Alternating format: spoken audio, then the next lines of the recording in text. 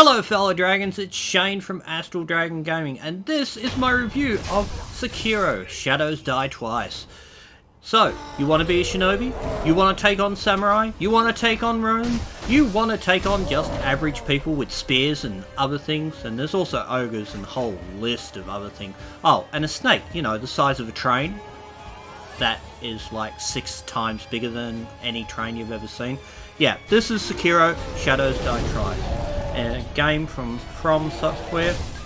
I always hate how I have to sort of double entendre that. But From Software is the guys that made Dark Souls, and this is their new iteration of an IP, where you are in feudal Japan, a period of warring states, and basically everyone taking sides and stabbing the living crap out of each other, and bandits running wild and everyone just getting killed. It's also a great period during here where a lot of myths and legends are sort of built, and it's probably the best place that they could have designed Sekiro. So I'm getting a bit ahead of myself. Let's talk what Sekiro is. So I'll go through the basic start of the story. The basic start of the story is that you play Wolf, a young boy that was brought in by a shinobi master called Al, and you're raised by Al, and you are now in charge of the Lord, the young Lord who is your entire life. You need to protect him, and you try and break him out of the castle. You fail at that because an even bigger ass Lord with a huge sword, and Dashi, basically lops off your arm and you're left for dead. And then you wake up with a new arm that has so many cool toys.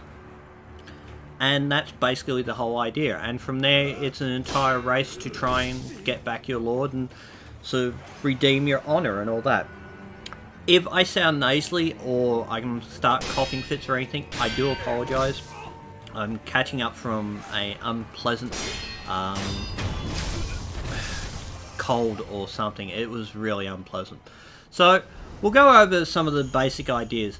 Now, this is a From Software game, and everyone will always tell you that any game that comes out of the workshops of From Software is tough. It's beefy. It is nasty stuff that will leave you hollow on the inside and make you cry for your mummy because I want a game that's easier.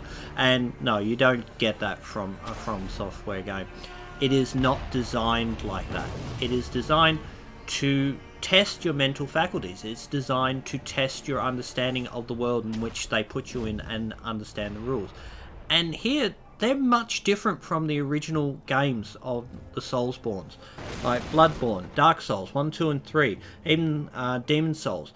All of it is so much. This goes back to the roots of From Software, to the Tenshu days, the days of the hidden ninja hiding and striking from the darkness and killing people one at a time sort of thing. And this game is very much a one-on-one battle between individual enemies as you go along, because you'll find at the very beginning you try and take on more than one enemy and you don't know the layout of it, you will get hammered very quickly. But if you start discovering how to approach certain enemies, like insta-kills and stealth kills and whatnot, or rushing an enemy at the right time and using the right technique, and all of a sudden this unfolds to a much different game from any game that has ever come out that bore the name Souls. Now when I say bore the name Souls, I mean lots of games. Like this has elements of the Tenshu games, it has elements of Souls games in many respects, but it also has some elements of Bloodborne, because this feels like Bloodborne, but at the same time the movement, the agility, like running, is extraordinary. It feels so over the top. Every time you're sort of running around an enemy or you quickly fly off to one thing or another. But the other thing is, enemies can flank you at the drop of a hat. You think you know what you're looking for because there's triangles that pop up, and then they just pop up out behind you and you could be dead before you even blink. That's where this game really starts to show its tenacity, its difficulty, its hardness to try and succeed at it. And it is an entire sort of ethos of these different things. As you can see, the entire world is so unbelievably colourful, bright, and illuminated in comparison to many other Souls games. Like, even Bloodborne was quite dull and drab compared to this. This feels lively, it feels full of life and full of energy, even when you're in night sequences where you're hunting around in sort of shrubbery and whatnot.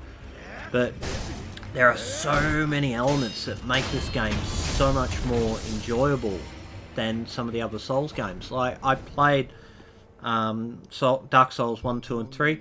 I haven't had the chance to play Demon Souls, and I really just haven't ponied up for the PS4 to play Bloodborne. But I enjoy the games, I enjoy the community of people that enjoy the game, not the people that you need to get good in order to be better. It's like, no, these games, I find they are more a meditative understanding in how to play games, how to understand the world that you're in and apply the mechanics of the world to what you're doing. And that really is the heart of any Souls game.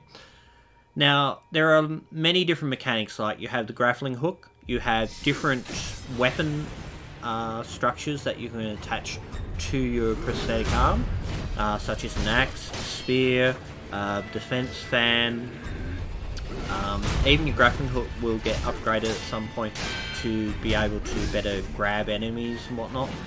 And all these different things sort of blend in on top of themselves, and you get new ability scores that help you get different techniques or give you combat techniques, where this one's really cool, where you hold both the left and right shoulder buttons, and it gives you a whirlwind sword play, which is so useful for crowd control, because I can tell you honestly, crowd control is a must in this game, because you can get swarmed by, it can start at 2 enemies, it can go up to 10, 15 enemies at one point, and you are toast. So I cannot stress enough with this game. If you want to play this game, you will need to be patient. You will need to learn how to deflect. You will need to learn how to sort of time your attacks. You will need to learn the strategy of what each of your tools is capable of and where it's best used. Like, the axe is best used to drop most enemies' postures down, and is a must when it comes to shield bearing enemies. So these are all these other things, but there are so many weird things in this game as well. Like, there is giant roosters, which don't seem like that offensive a character, but at the same time, the crows in Bloodborne didn't seem like much of a character, but they are. They just literally jump up in the air and start flailing at you, and they make you panic. And that's where this game is. You have to keep a cool head every time. But I love the animation of the swordplay. I love the feel of the animation of the swordplay and everything. It is so beautiful in its sort of execution and just feel as you're coming through and slicing through different enemies as you go. I cannot begin to say how much this game just appeals to me and makes me want to play more. Now, bosses in this game, there are basically 2 types of bosses in this game. There are mini bosses, and then there are major bosses. The mini bosses are not so hard, because, well, they are hard because you have to learn how to best attack them, best to fight them, best to get around the different techniques and whatnot. The big bosses are harder again, because they will throw out things that you are not making attention for, or maybe things you haven't even got weapons or techniques to overcome with. So reading your different techniques, looking into your bosses, like each time you die with a boss, it's not so much I'll go back and I'll try harder, because there is no stamina bar here. You can wail on these guys until the sun goes down and comes up again, and you would never run out of stamina. But you will run out of opportunities, because smacking the crap out of something is only going to take you so far, especially if they are going to block one of your techniques or move fast enough for you to not carry through with your next technique, which leaves you vulnerable, your prone state, and basically they hammer on you. So all these sort of concepts are all floating around and all being designed and everything like that. It is fantastic in that respect. Sound-wise, this is a wonderful game because there are multiple levels of sound that I like in this. I think the biggest sort of impact is it has that nice harmonic, sort of meditative, almost serene music all the time, and then it will sort of up itself when you are in the fighting technique and your blood's pumping, your mind's hammering, and you're trying to sort of defeat the bosses, which increases you to sort of flail and try and attack as fast as possible, which invariably is what the game's sort of asking you to do. It's a really different game, and game is not... It is not like Souls games. Lots of Souls games, all the information, all the lore, all the concepts of how to take on enemies, how to approach enemies and everything like that, there's not a lot there. They just give you the basic idea of, yes, you need to go in here and attack these things, and if you survive, you will get rewarded. But you get no reward if you don't pour in the energy to try and think. This game has tutorials. This game shows you how to defeat enemies, how to attack enemies. It's nothing like the previous Souls games. It has a real... I'd call it a mainstream kind of design. And that's probably where this game really makes more interesting. It's mainstream more. It's more open to people. It's not sort of cut off by its strangeness because it's made by a Japanese company. It actually has more depth, it has more feel, it has more structure in it that I found so much more appealing in this game. And it's not because I'm kind of biased. Like, I love martial arts, I love practicing martial arts, I love learning how to use swords and other weapons and stuff like that. No, it's because this game has that grappling effect, which is so addictive at times and is so useful, especially when you're getting hammered by a boss and you have no space to sit there and suck down on some healing gourd. You don't have any time, and all of a sudden, oh no, I'll just hit onto here and bang, I'm safe. I can suck to my heart's content and I will wait until he stops with me. 3 hours later, he's still looking at you because he wants to kill you. But yeah, another interesting concept is the resurrection thing, which is what's in the title. Shadows die twice. So you die once, and if you've killed enough enemies or you've had enough time in between dying the last time, you can actually resurrect on the spot with half health. Now, this is a really useful technique, but it's kind of a double-edged sword.